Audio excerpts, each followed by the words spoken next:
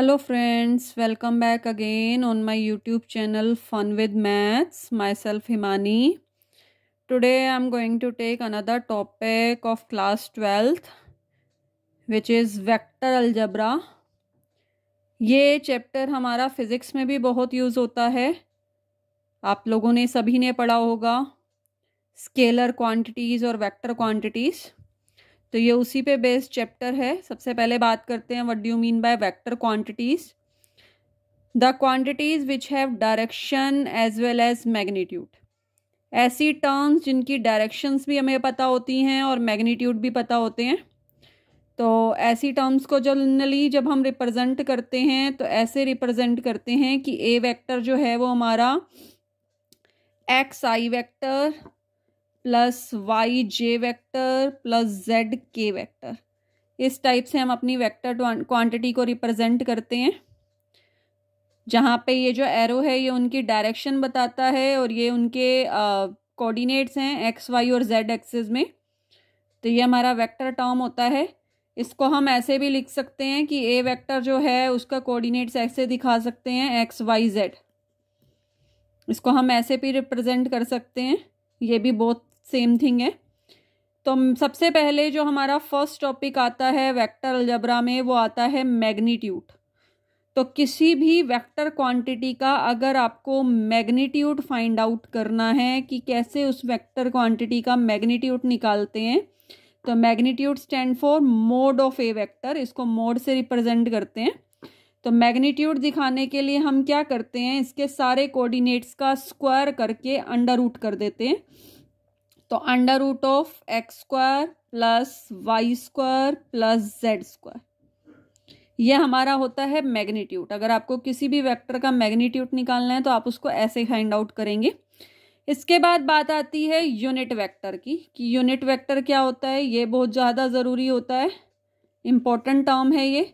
Unit vector ऐसा vector जिसका magnitude 1 आ जाए, ऐसे वेक्टर को यूनिट वेक्टर बोलते हैं।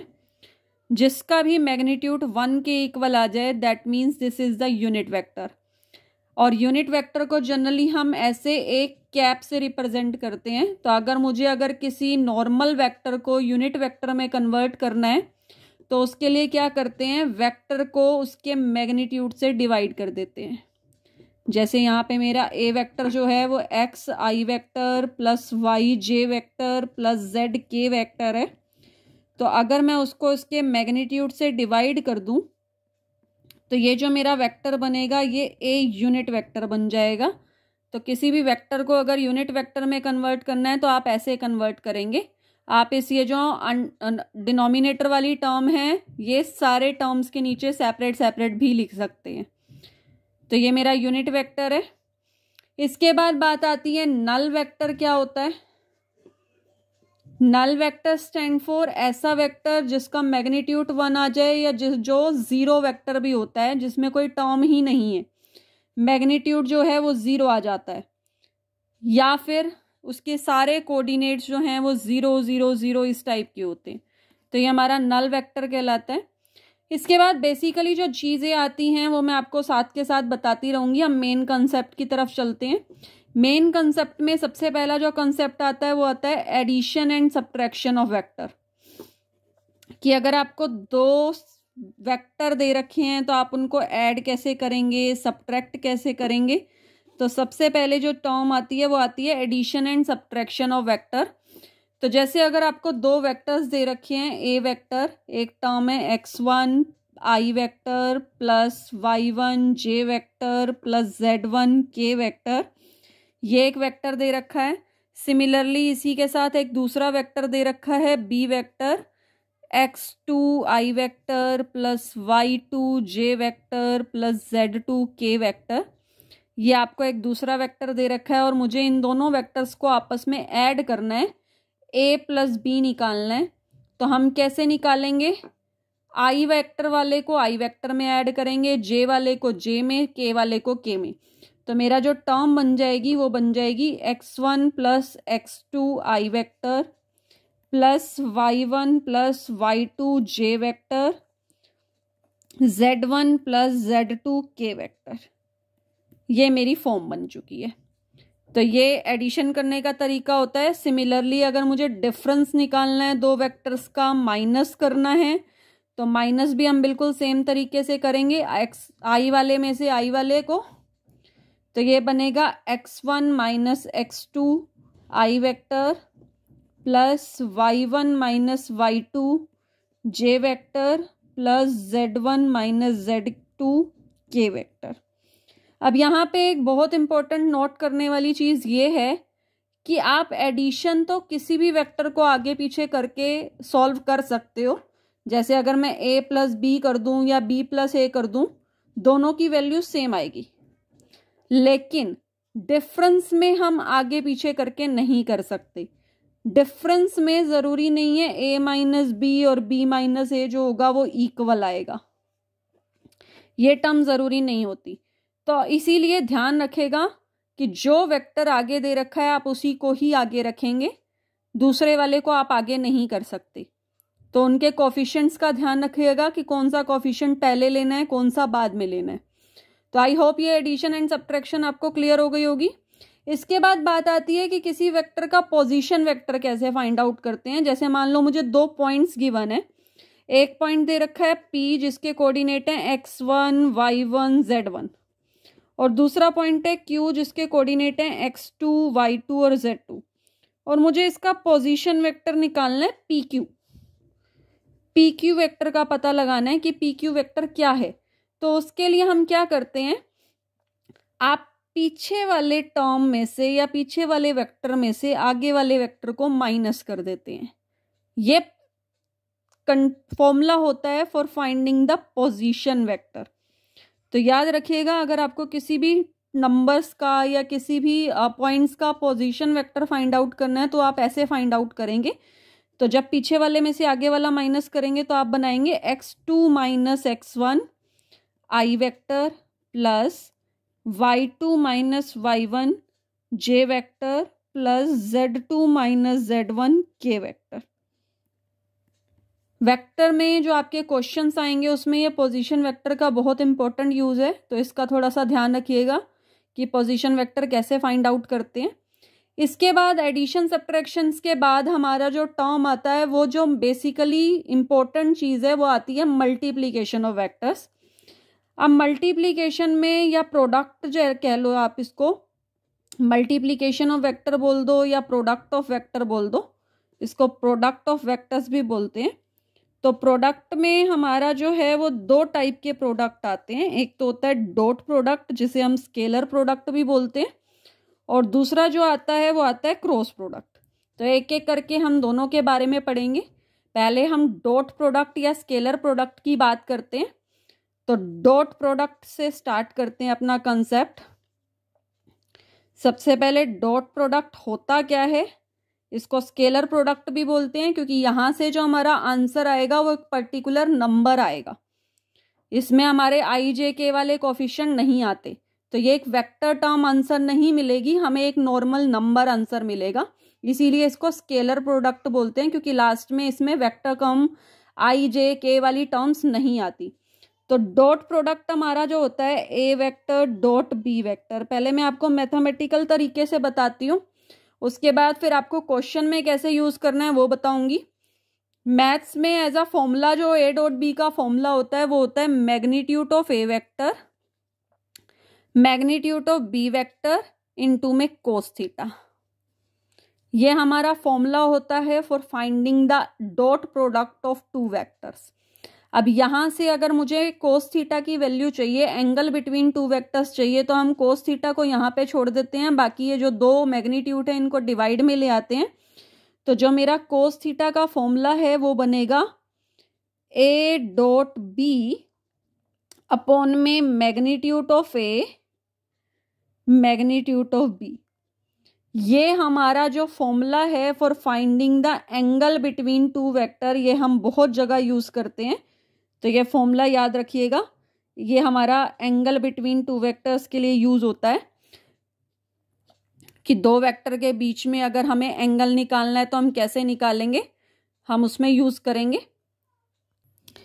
तो अब उस एंगल का यूज कहाँ कहाँ होता है वो बता देते हैं। सबसे पहले पहला जो बहुत इंपॉर्टेंट कंसेप्ट है जो आपका आएगा ही आएगा क्वेश्चन, इसमें 2 मार्क्स से रिलेटेड क्वेश्चन आता है, वो होता है परपेंडिकुलर ऑफ वेक्टर्स। आपको चेक करना होता है कि दो वेक्टर एक दूसरे के परपेंडिकुलर हैं, तो उनको आप कैसे चेक करेंगे? उसके लिए आप अपने कोस थीटा को 90 डिग्री रख देंगे, और हमें पता है cos theta 90 degree, that means theta is equal to 0। Cos theta जब 90 डिग्री होता है तो आपके जो कोस थीटा की वैल्यू 90 डिग्री जब आएगी तो कोस 90 डिग्री उसकी वैल्यू 0 होती है। तो जहां अभी आपने कोस थीटा का फॉर्मूला लगाया था आप उसको इक्वल टू 0 रख देंगे। तो ए डॉट बी अपॉन में magnitude of A magnitude of b, ये किसके इक्वल आ जाएगा? 0 के। यहां से आपकी कंडीशन जो आ जाएगी वो आ जाएगा a dot b is equal to 0। ये बहुत इंपॉर्टेंट कंडीशन है, इसको याद रखिएगा। अगर कहीं पे भी दो वेक्टर एक दूसरे के परपेंडिकुलर हैं, उससे आप समझ जाइएगा दैट मीन्स उनका डॉट प्रोडक्ट 0 है। अगर दो वेक्टर एक दूसरे के परपेंडिकुलर होते हैं तो उनका डॉट प्रोडक्ट 0 होता है। ठीक है, इसके बाद बात आती है हम कैसे चेक करेंगे, डॉट प्रोडक्ट निकालेंगे कैसे। तो इसके लिए मैं आपको एक एग्जांपल देती हूँ। जैसे ए वेक्टर मुझे दे रखा है 3i - 2j + 7k, इस टाइप से मुझे एक ए वेक्टर दे रखा है, और बी वेक्टर भी इसी टाइप से i + 4j - 3k, इस टाइप से एक बी वेक्टर मुझे दे रखा है, और मुझे इन दोनों का डॉट प्रोडक्ट निकालना है। तो मैं आपको क्वेश्चन पर्पस से बता रही हूँ कि क्वेश्चन पर्पस से डॉट प्रोडक्ट कैसे निकालेंगे। हम यहाँ पे वो मैग्नीट्यूड वाला फॉर्मूला अप्लाई नहीं करेंगे, हम डायरेक्ट इसका डॉट प्रोडक्ट निकालेंगे। तो उसके लिए क्या करते हैं, आई वाले को आई वाले से मल्टीप्लाई, जे वाले को जे वाले से, और के वाले को के वाले से। तो पहले मैं आई वाले को आई से करूंगी, और साइन आप बीच में वही लगाएंगे जो यहां से मल्टीप्लीकेशन के बाद आपका साइन आएगा। जैसे यहाँ पे दोनों के पास प्लस का साइन है तो 3 1 जा 3, -2 को 4 से मल्टीप्लाई करेंगे तो -8, और 7 को -3 से करेंगे तो -21। तो ये आपकी वैल्यू आ जाएगी 3 - 29 जो -26। तो ये मेरा डॉट प्रोडक्ट आ गया, ये मेरी वैल्यू आ गई। तो डॉट प्रोडक्ट अगर आपने कहीं भी दिखाना है तो आप वो ऐसे दिखाएंगे। इसके बाद कुछ छोटी छोटी सी कंडीशंस होती हैं। जैसे पहली condition, how to check 2 vectors are collinear. तो सबसे पहले जो कंडीशन होती है वो होती है कोलिनियर की, कि आप कैसे चेक करेंगे दोनों वेक्टर एक दूसरे के कोलिनियर है। या अगर मान लो आपको 3 कोऑर्डिनेट्स दे रखे हैं, 3 पॉइंट दे रखे हैं पी क्यू आर, तो आप कैसे चेक करेंगे ये तीनों पॉइंट एक दूसरे के कोलिनियर है। तो उसके लिए क्या करते हैं, फॉर एग्जाम्पल अगर मुझे पी पॉइंट दे रखा है कुछ x1 y1 z1 ऐसे कुछ, और क्यू पॉइंट दे रखा है x2 y2 z2,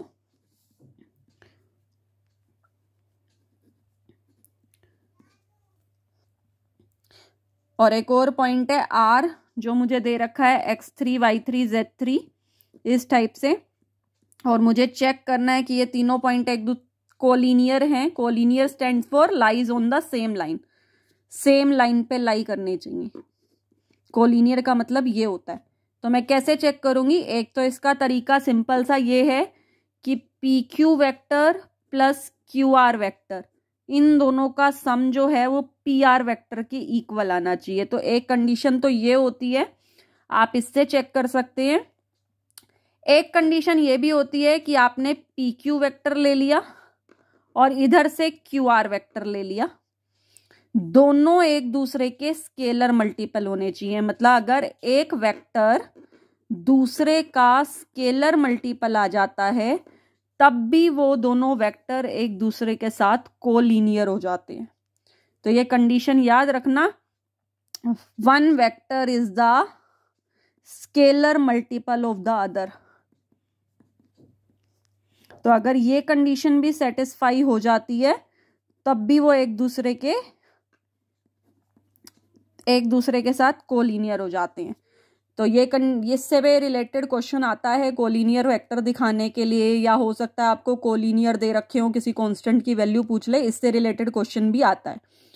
तो आई होप यहाँ तक क्लियर हो गया होगा।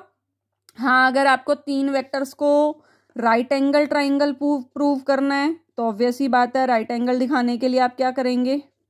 अगर आपको राइट एंगल ट्राइंगल प्रूव करना है तो राइट एंगल ट्राइंगल दिखाने के लिए आप क्या करेंगे, राइट एंगल दिखाने के लिए हम सिर्फ एक चीज लगाते हैं, पाइथागोरस। तो आप अपने जो भी आपको वेक्टर्स दे रखे हैं उनकी हेल्प से पाइथागोरस सेटिस्फाई करवा दो। अगर पाइथागोरस सेटिस्फाई हो जाता है, आपका पी क्यू वेक्टर का square plus Q R vector का स्क्वायर इक्वल आ जाता है पी आर वेक्टर के स्क्वायर के। तो वो तीनों वेक्टर एक दूसरे के साथ राइट एंगल ट्राइंगल बनाएंगे। सिमिलरली आइसोसेलेस दिखाने हैं, तो आइसोसेलेस के लिए कोई दो वेक्टर इक्वल आने चाहिए, कोई दो साइड्स इक्वल आनी चाहिए। पी क्यू वेक्टर इक्वल आना चाहिए, पी आर वेक्टर या क्यू आर वेक्टर कोई एनी टू साइड्स, कोई भी दो साइड्स आपकी इक्वल आनी चाहिए। आइसोसेलेस ट्राइंगल तभी बनते हैं। स्क्वायर बनाने हैं, अगर आपको ये दिखाना है कि ये चारों वेक्टर मिलके एक स्क्वायर बनाते हैं, तो उनकी आप साइड्स प्लस डायगोनल सब कुछ इक्वल दिखाएंगे। रेक्टेंगल है, अगर आपका वेक्टर मिलके रेक्टेंगल बना रहे हैं तो रेक्टेंगल के लिए अपोजिट साइड्स और डायगोनल आप ये दो चीजें इक्वल दिखाएंगे कि अपोजिट साइड होनी चाहिए और डायगोनल इक्वल होना चाहिए। इसके अलावा अगर आपका मिलके रोम्बस बना रहे हैं, ये सारे आपके क्वाड्रिलेटर्स के सिंबल हैं, ये सारे आपके क्वाड्रिलेटर्स होते हैं, ये 10th क्लास में भी आप लोगों ने पढ़ा होगा।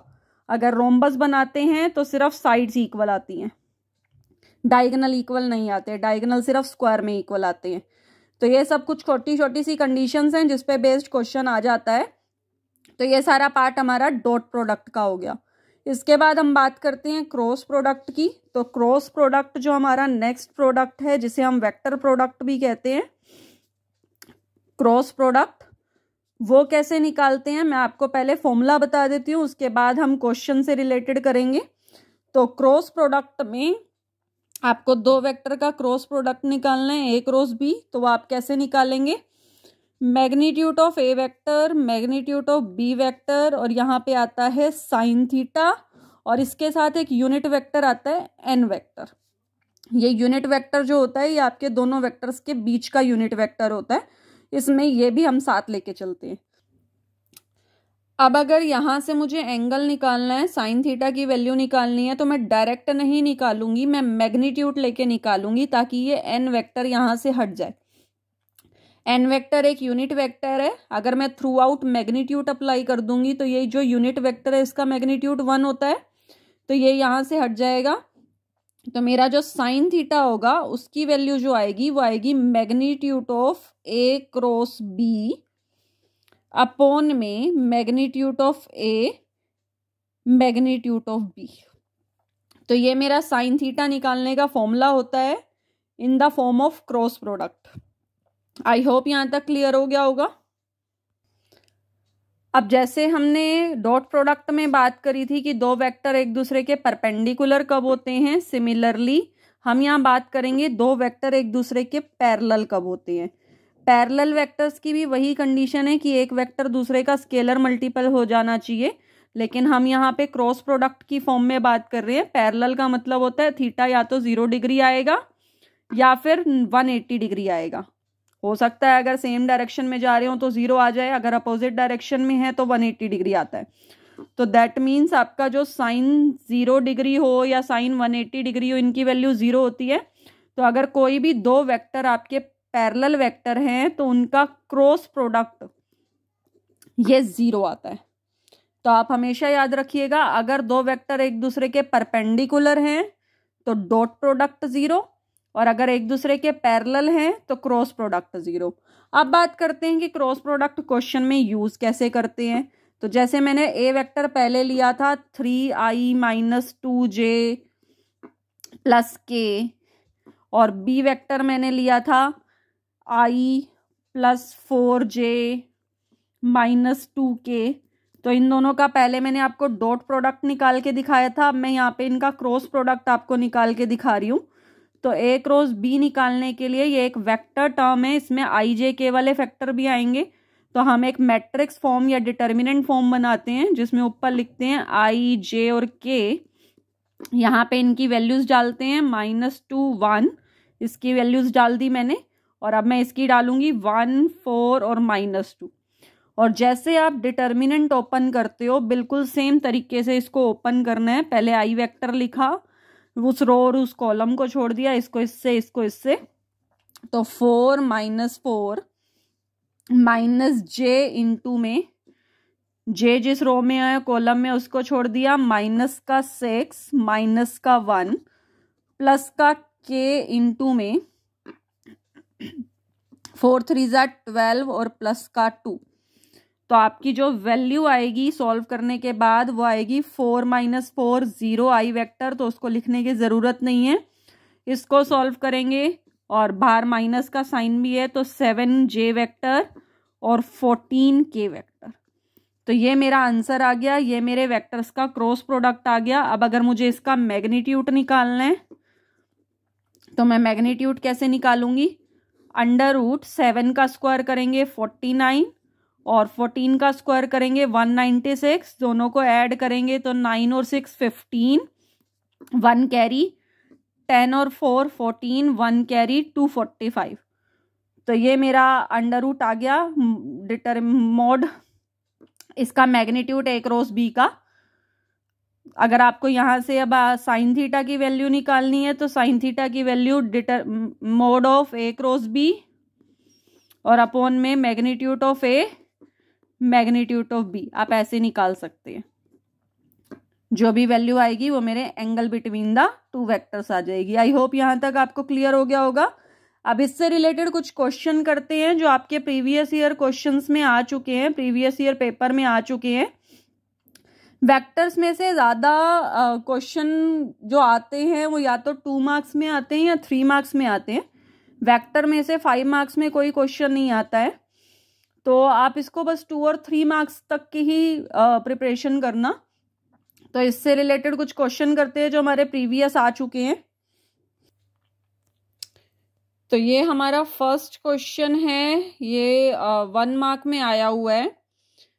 आपको क्वेश्चन दे रखा है अगर मैग्नीट्यूड ऑफ A वेक्टर 8 के इक्वल है, मैग्नीट्यूड ऑफ B वेक्टर 3 के इक्वल है और magnitude of A cross B जो है वो 12 के इक्वल है, तो आपको A डॉट B की वैल्यू निकालनी है। अब A डॉट B वेक्टर निकालने के लिए या तो मुझे वेक्टर्स पता होने चाहिए तभी मैं निकाल सकती हूँ, या फिर एंगल पता होना चाहिए तब भी मैं निकाल सकती हूँ। तो अब यहाँ पे वेक्टर तो मुझे गिवन है नहीं, तो मैं यहाँ से एंगल फाइंड आउट करने की कोशिश कर लेती हूँ।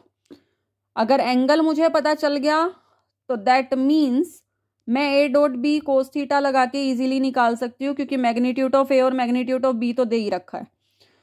तो साइन थीटा का मेरा फॉर्मूला होता है magnitude of A cross B upon में magnitude of A magnitude of B। क्योंकि मुझे एंगल फाइंड आउट करना है तो जो कंडीशन मुझे गिवन है मैं उसी का यूज करूंगी।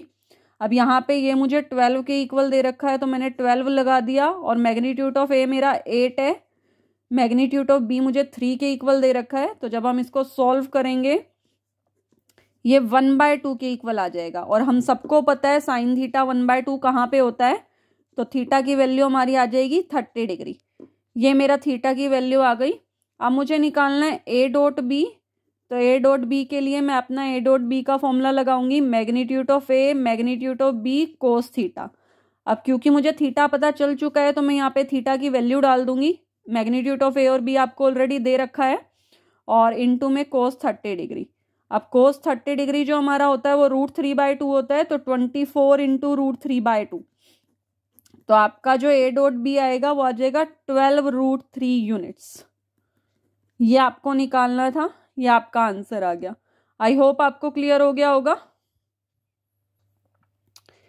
ये आपको नेक्स्ट क्वेश्चन दे रखा है, ये 2 मार्क्स में क्वेश्चन आया हुआ है।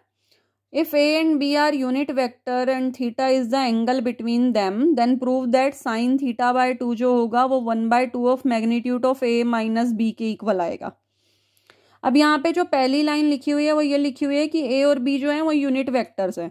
अब इसको पढ़ते ही हमारे माइंड में एक चीज़ आती है कि यूनिट वेक्टर स्टैंड फॉर इनके मैग्नीट्यूड जो होंगे वो 1 के इक्वल हैं। यूनिट वेक्टर का मतलब यही होता है। तो ये मैंने मैग्नीट्यूड 1 के इक्वल लगा दिया। अब मुझे दे रखा है magnitude of a minus b. अब साइन थीटा बाय 2 से तो मैं कुछ नहीं निकाल सकती, क्योंकि साइन थीटा होता तो चलो मैं क्रॉस प्रोडक्ट लगाने की कोशिश करती। तो मैं यहाँ से राइट साइड लेके चलूंगी, और राइट साइड भी ऐसे नहीं लेके चलूंगी, मैंने ले लिया magnitude of a minus B का स्क्वायर। क्योंकि अगर खाली हम मैग्नीट्यूड लेते हैं तो उसमें अंडर रूट भी आता है, और मैं यहाँ पे अंडर रूट नहीं लेना चाह रही हूँ, क्योंकि अंडर रूट ले लिया तो वो और ज़्यादा कॉम्प्लिकेटेड हो जाएगा। इसीलिए मैंने यहाँ पे स्क्वायर अप्लाई कर दिया। अब स्क्वायर का मतलब है कि a माइनस बी को a माइनस बी से ही मल्टीप्लाई करना है। तो मैं इसको मल्टीप्लाई करके देख लेते हैं क्या आता है। a को a के साथ करेंगे तो ये a vector into a vector ये बन जाएगा।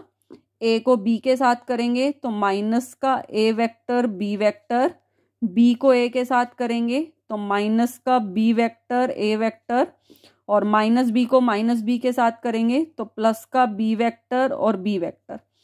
कभी भी हमेशा याद रखना कि अगर सेम वेक्टर का डॉट प्रोडक्ट सेम वेक्टर के साथ निकालते हैं तो वो हमारा मैग्नीट्यूड ऑफ ए का स्क्वायर बन जाता है।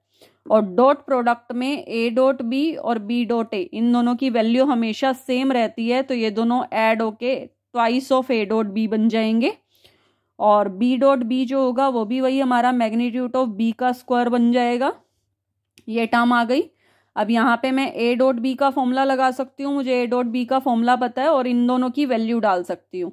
मुझे मैग्नीट्यूड ऑफ ए और magnitude of b already starting में दे रखा है कि वो दोनों यूनिट वेक्टर्स हैं, तो मैंने यहाँ पे इन दोनों की वैल्यू डाल दी। ये मेरा 1 बन जाएगा। यहाँ पे मैंने ए डॉट बी का फॉर्मूला लगा दिया, magnitude of A magnitude of B into में कोस थीटा, और यहाँ पे बी डॉट इसकी वैल्यू डाल दी। ये 1 + 1 ऐड होके 2 बन जाएंगे, और माइनस का 2 कोस थीटा बन जाएगा, क्योंकि मैग्नीट्यूड ऑफ ए और मैग्नीट्यूड ऑफ बी जो है वो 1 है, तो 1 × 1 जो होगा वो 1 ही बन जाएगा। इन दोनों में से मैं 2 कॉमन निकाल सकती हूँ, ब्रैकेट के अंदर आ जाएगा 1 माइनस कोस थीटा। और ये हमारा तो बहुत फेमस ट्रिग्नोमेट्रिक फॉर्मूला ही है कि 1 माइनस कोस थीटा कहीं पे भी आता है तो हम उसको 2 साइन स्क्वायर थीटा बाय 2 लिख सकते हैं। तो इसको मैंने 2 साइन स्क्वायर थीटा बाय 2 लिख दिया। ये 2 और 2 कंबाइन होके 4 साइन स्क्वायर थीटा बाय 2 बन जाएगा।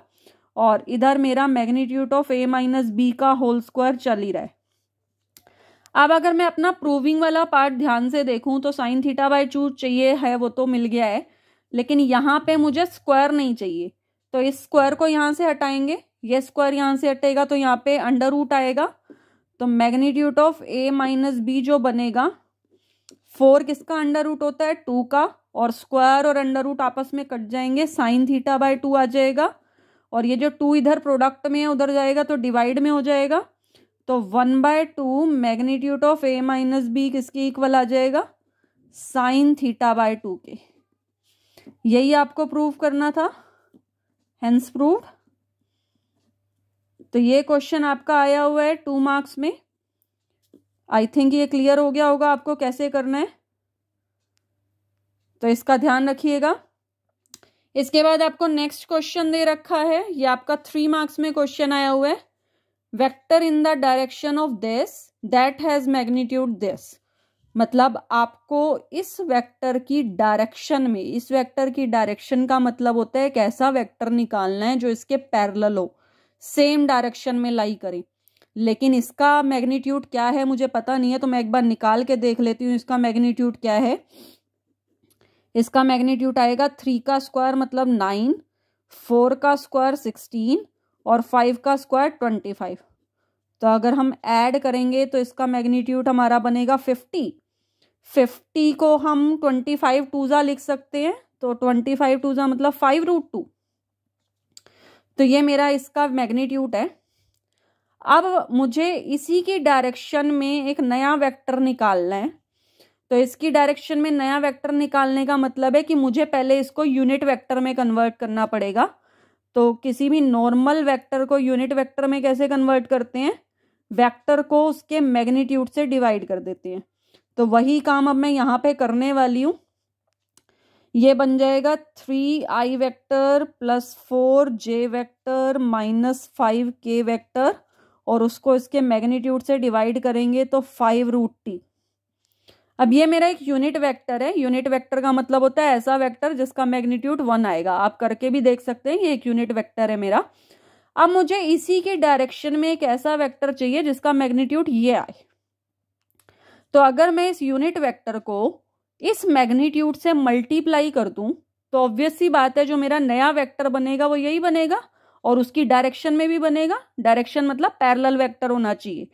और पैरेलल वेक्टर की या कोलिनियर की मैंने आपको कंडीशन बताई है कि पहला वेक्टर दूसरे का स्केलर मल्टीपल होता है। तो ये स्केलर ही है एक।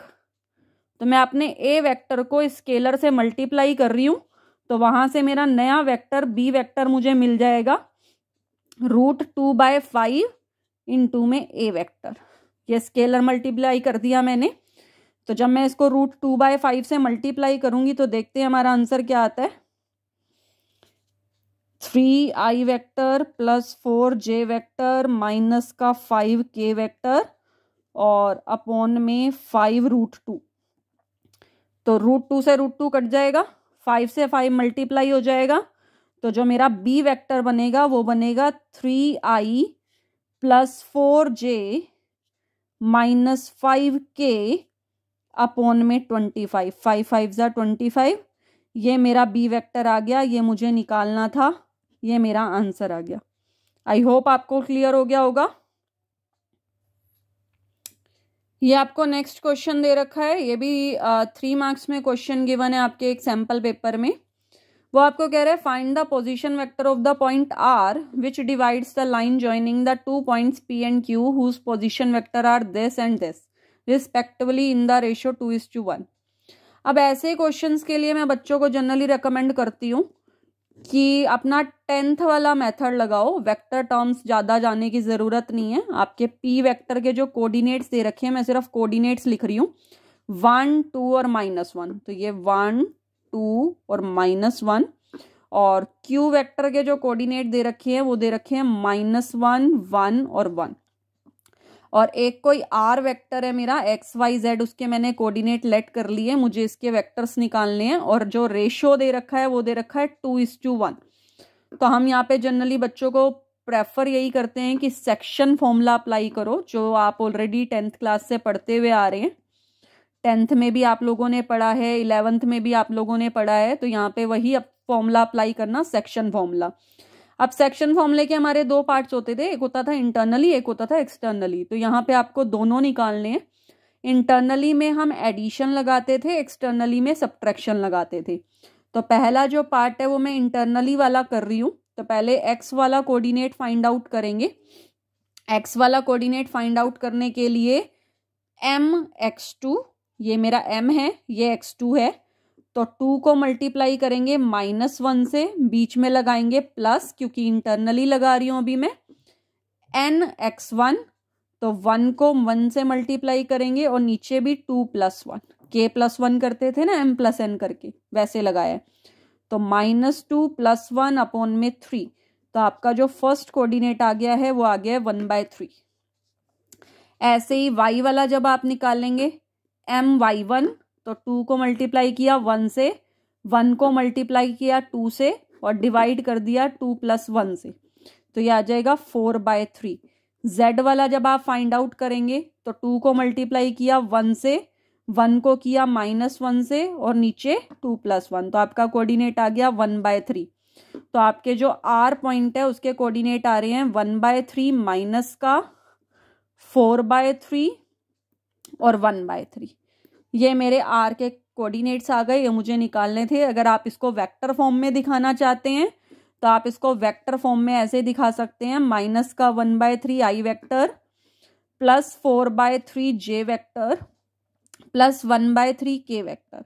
अगर आप इसको यहाँ पे भी छोड़ देते हैं सिर्फ कोऑर्डिनेट्स निकाल के, तब भी कोई मार्क्स नहीं कट करेगा। It's totally up to you कि आप उसको वेक्टर टर्म में दिखाना चाह रहे हैं या नहीं। सेकेंड पार्ट एक्सटर्नली में जब हम करते हैं तो एक्सटर्नली में हम माइनस साइन का यूज करते हैं ऊपर नीचे दोनों जगह। तो जब एक्सटर्नली के लिए लगाएंगे तो एक्स कोऑर्डिनेट जो बनेगा 2 इंटू में -1 मतलब -2, एक माइनस फॉर्मूले वाला होता है, 1 इंटू 1 करेंगे तो 1 और नीचे भी 2 - 1, तो ये आ जाएगा -3। y कोऑर्डिनेट जब आप निकालेंगे तो 2 1 जा 2 माइनस 1 2 जा 2 और अपॉन में 2 माइनस 1, तो ये वैल्यू 0 आ जाएगी। और z कोऑर्डिनेट जब आप निकालेंगे तो z कोऑर्डिनेट में भी 2 1 जा 2, एक माइनस फॉर्मूले वाला, एक माइनस इसके पास है, तो ये प्लस हो जाएगा 1 अपॉन में 2 माइनस 1, तो ये कोऑर्डिनेट भी हमारा 3 आ गया। तो एक्सटर्नली के लिए हमारे जो r वाली टर्म है उसके कोऑर्डिनेट आ रहे हैं -3 0 और 3। और अगर मैं इसको वेक्टर फॉर्म में लिखना चाहती हूँ तो 3i वेक्टर प्लस में 0j वेक्टर प्लस में 3k वेक्टर। ये मेरा सेक्शन फॉर्मूले से मैंने इस क्वेश्चन को सॉल्व कर दिया। ये 3 मार्क्स में आपको क्वेश्चन दे रखा है। आई होप क्लियर हो गया होगा। सो ये मेरा एक नेक्स्ट क्वेश्चन है जिसमें मुझे प्रूव करना है, prove that the point this this this are collinear. तो कोलिनियर दिखाने के लिए हम या तो इनके पोजीशन वेक्टर निकाल के 2 का सम तीसरे के इक्वल दिखाएंगे, या फिर हम डायरेक्ट भी कर सकते हैं। जैसे p के वैल्यू मुझे दे रखी है 2 -1 3, q की वैल्यू दे रखी है 3 -5 1, और r की वैल्यू दे रखी है -1 11 और 9। तो हम यहाँ पे डायरेक्ट भी कर सकते हैं। मैंने पी क्यू वेक्टर निकाला, पी क्यू वेक्टर सॉल्व किया, तो पी क्यू वेक्टर का मतलब होता है क्यू में से p वाला माइनस करना है, पीछे वाले में से आगे वाला माइनस करते हैं। तो 3 - 2 करेंगे, पहला कोऑर्डिनेट 1 आ जाएगा, -5, मैं इसको साइड पे करके दिखा देती हूँ, -5 माइनस ऑफ -1, तो -5 प्लस का 1 करेंगे तो ये माइनस का 4 आएगा। सिमिलरली 1 में से -3 करेंगे तो माइनस का 2 आएगा। आप इसको साइड पे भी आराम से सॉल्व करके देख सकते हैं, कोई प्रॉब्लम नहीं है। जैसे मैंने पी क्यू निकाला है, सिमिलर तरीके से मैं क्यू आर वेक्टर निकालूंगी। तो क्यू आर वेक्टर का मतलब होता है आर में से क्यू को माइनस करना है, तो आर में से क्यू को माइनस करते हैं, -1 -3, तो ये माइनस का 4 हो जाएगा। 11 माइनस ऑफ -5, तो 11 माइनस ऑफ -5 मतलब 11 + 5 बन जाएगा, तो ये 16 आ जाएगा। 9 - 1 8, ये मेरे 2 वेक्टर आ गए। अब एक बार ये वाला वेक्टर और ये वाला वेक्टर एक बार दोनों को ध्यान से देखिए, क्या आपको दोनों में कोई रिलेशन दिख रहा है? तो अगर मैं आपको ध्यान से देख के बताऊं तो क्यू आर वेक्टर जो है वो आपके -4 टाइम्स है पी क्यू वेक्टर के। आप करके देख सकते हैं। अगर मैं पी क्यू वेक्टर को -4 से मल्टीप्लाई करूं, -4 1 जा -4, -4 को -4 से करेंगे तो प्लस का 16 आएगा, और -2 को -4 से करेंगे तो प्लस का 8 आएगा। तो आपका जो क्यू आर वेक्टर है वो -4 ऑफ पी क्यू वेक्टर है। और अगर आपका एक वेक्टर दूसरे का स्केलर मल्टीपल आ जाता है तो सारे वेक्टर्स जो होते हैं पी क्यू और आर, ये सारे कैसे होते हैं? कोलिनियर। ये कोलिनियर की कंडीशंस है कि अगर एक वेक्टर दूसरे का स्केलर मल्टीपल आ जाए तो वो कोलिनियर बन जाते हैं। यही मुझे प्रूव करना था, यही मेरा मेन कंसेप्ट है। आई होप आप लोगों को क्लियर हो गया होगा। ये मैंने कुछ इंपॉर्टेंट क्वेश्चंस उठाए थे अपने प्रीवियस ईयर सैंपल पेपर्स में से।